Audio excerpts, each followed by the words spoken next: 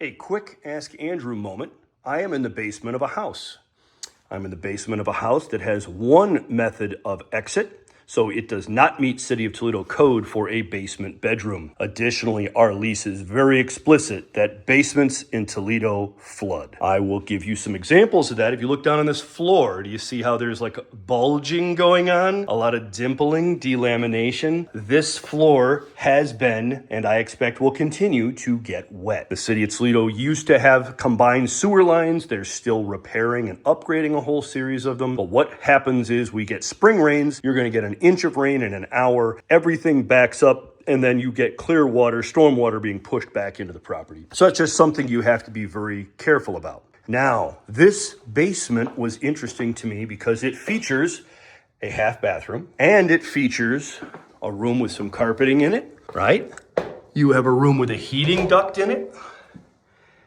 And so you've really encouraged somebody to create a bedroom down here. We like to remove the carpet. I would remove the door, make this less desirable as a bedroom from a liability standpoint. And from a standpoint, if you were to go in completely the opposite direction, you would advertise this as having an extra bedroom. And then you would like drywall the walls and you would put brand new carpeting down here. And then my company would be on your phone in the springtime to say, hey, so the water line backed up from here, flowed across into here. We've got to get a disaster restoration company to remove the water. We're going to put new carpet, new padding down here. We're going to have to replace, the bottom 2 feet worth of drywall all the way around. That includes the insulation. And oh, by the way, your insurance won't cover it. At least that's my experience. Your own policy will be unique. However, I personally avoid basement bedrooms. And then again, as I was stating for this specific example, you have to have an egress, a second method of egress. You can open up one of those windows and you can put in a certified